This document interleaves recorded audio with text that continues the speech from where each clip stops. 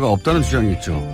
군이 북한 동향을 주시하면서 국가 유사시에 대응하는 건 정상이라는 겁니다. 100번 양보해서 국가 안보 차원에서 대비한 거라는 주장이 말이 되려면 기무사 문건에 육군은 물론 공군과 해군의 작전 계획도 포함되어 있었어야죠.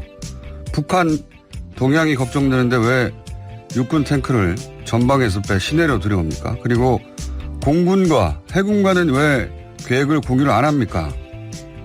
바다와 하늘은 안 지켜도 되나요? 해병대 전투력을 못 믿는 겁니까?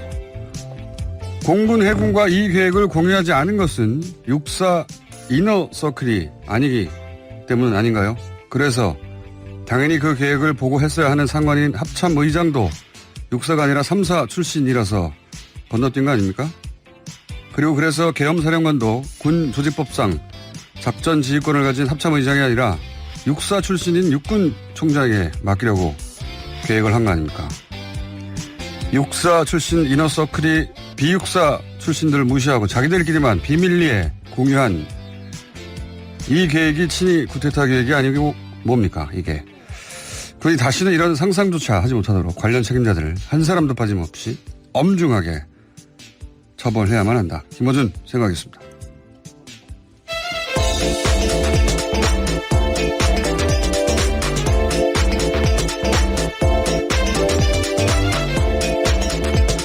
시사인의 김은지입니다. 네, 제가 다른 뉴스 전에 방금 전에 끝났기 때문에 월드컵 준결승에서 잉글랜드를 크로아티아가 3경기 연속 연장 끝에 이 기록도 아마 최초일 거예요. 3경기 연속으로 연장을 한 끝에 연장 후반에 역전해가지고 사상 최초로 결승에 진출했습니다. 대단한 경기였기 때문에 직접 보시라고 제가 나중에 말씀드리고요.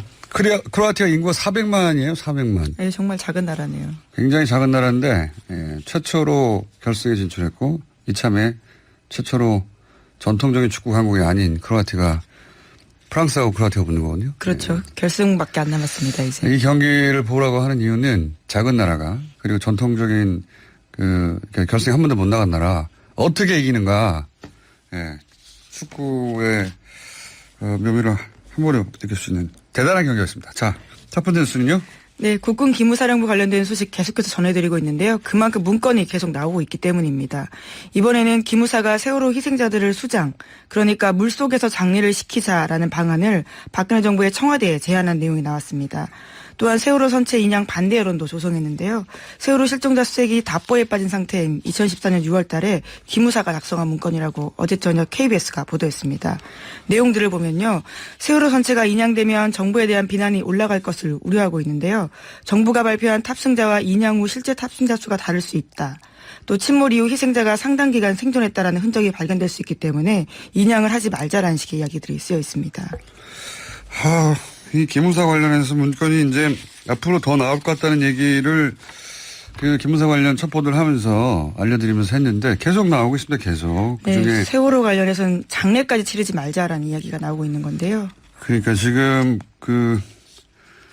계엄령 관련도 굉장히 충격적인 뉴스인데 세월호 관련도 계속해서 보다 더 충격적인 내용이 나와요. 이게 침몰 이후 희생자가 오랜 기간 생존했다는 흔적이 있을 수도 있다. 자기들도 그렇게 생각한 거죠. 네. 그러면서 그것에 대한 정부 책임을 지지 않을 방법을 강구하고 있는 겁니다. 그것도 기무사가요. 그래서 세월호를 인양 안 하려고 한 거죠. 네. 그러니까 기억을 되돌려 보시면 세월호 인양이 얼마나 어려운지 기술적으로 얼마나 어려운지 몇 년을 끌었죠. 예, 물속 상황이 어떻다느니 하지만 정권 교체되자마자 올라왔잖아요. 그러니까 이거는 인양이 어려웠던 게 아니고 인양 안 한 겁니다. 인양 안 한 건데 그 이유가 여기 써 있는 거죠. 만약에 사고 직후에 인양을 했다. 그러면은 거기에 예를 들어서 지금 기무사가 문건으로 남긴 것처럼 희생자가 상당 기간 생존했을 수 있고 그런 흔적이 나오면 큰일 나는 거죠, 자기들이. 근데 여기서 말이 안 되는 건 왜 자기들이 큰일 납니까? 사람들이 그 당시에 왜 침몰했는지 구조에 대한 책임을 누가 져야 되는지 계속해서 묻고 있었는데요. 오히려 다른 것들만 다 골몰하고 있었던 겁니다. 그건 청와대가 걱정할 수는 있지만요. 군의 방첩기관이 왜 그걸 자기들이 고민하고 있어요. 그래서 그 해법으로 한마디로 말해서 인양하지 말자는 거 아닙니까? 인양을 제가 보기에는 정권 교체가 안 됐으면 안 했을 것 같아요.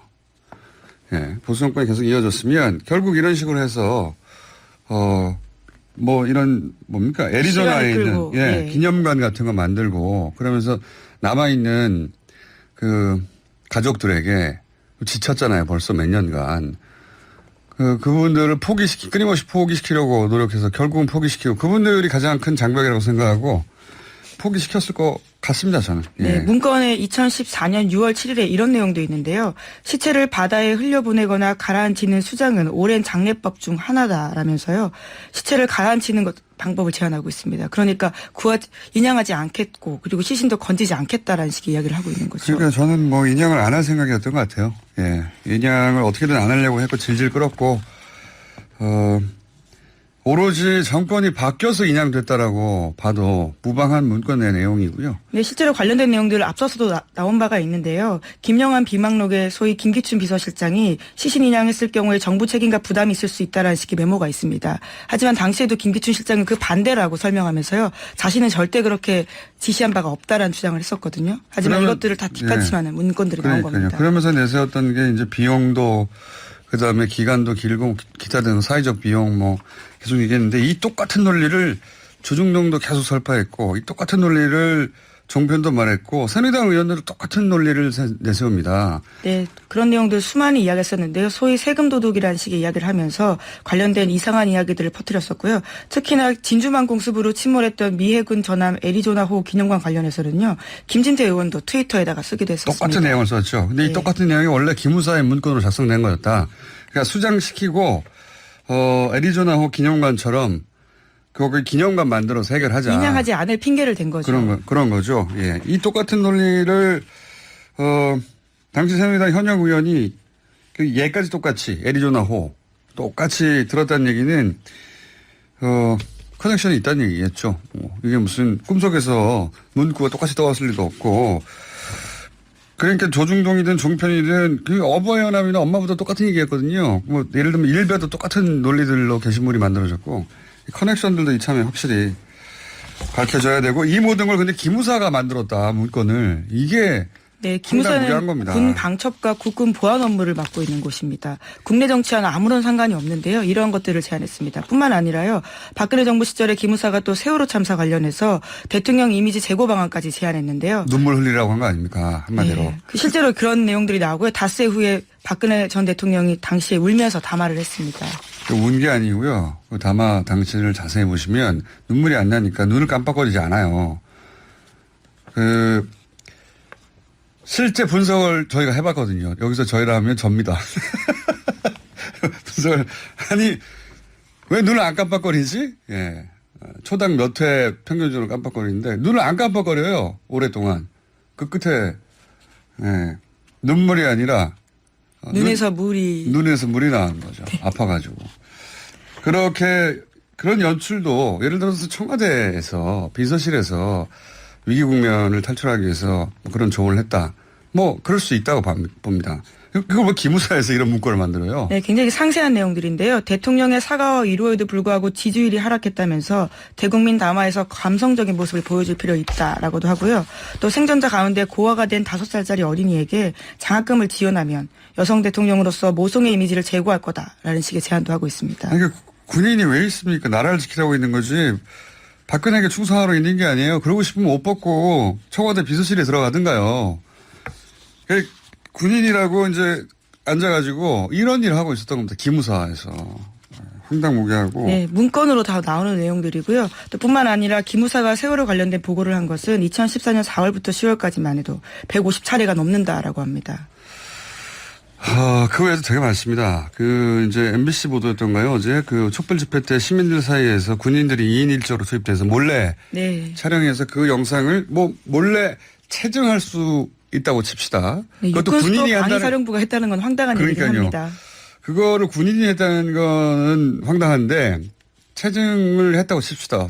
어떤 특별한 목적에 의해서. 근데 이게 채증만 우리가 흔히 하듯이 카메라 들고 와서 채증을 한 게 아니라 이걸 실시간 전송, 중계를 한 거예요. 그렇죠. 그걸로 군 수뇌부가 모여있는 회의실에 전송이 됐고요. 회의가 이뤄졌다라고 이게 하는 간첩 건데요. 잡느라고 개발했다고 하는데 그게 실제 시민들을 간첩 취급을 한 겁니다. 예. 간첩 잡으라고 만든 장비를 가지고 촛불 집회 때 군인을 2인 1조로 넣어서 그 쭉 상황을 보고 그러니까 이 계엄 문건하고도 연결되는 거 언제 어떤 식으로 들어갈 것인가. 이런 사람들이 기무사에 앉아서 예, 박근혜 정부의 군을 담당했다라고 하는 건데요. 어제 그 말씀하신 촛불 집회에 나왔던 사람들도요. 대북전단 살포 단체나 기순 북한 병사들을 밀착 감시하는 역할을 하는 사람이라고 합니다. 간첩 잡는 사람들인데 예, 일반 시민들을 그렇게 간첩 취급을 한 것이 그래서 종북이라는 표현을 문건에 쓴 거죠. 예, 촛불을 든 사람들을 종북이라고 표현했던 거고 이게 과거 성공 모델이 있어 그래요. 생각해보면 박정희, 전두환 다 정보장교 출신입니다. 자기들이. 그 보안사령관이었죠. 전두환. 보안사령관이 지금으로 치면 기무사령관이 촛불 집회 보고 있다가 계엄령 선포하고 자기가 체육관 세워가지고 정권을 잡은 거죠. 대통령이라고 자기가 선언해 버린 거예요. 자기가 대통령이라고. 우리가 대통령을 뽑은 적이 없어요.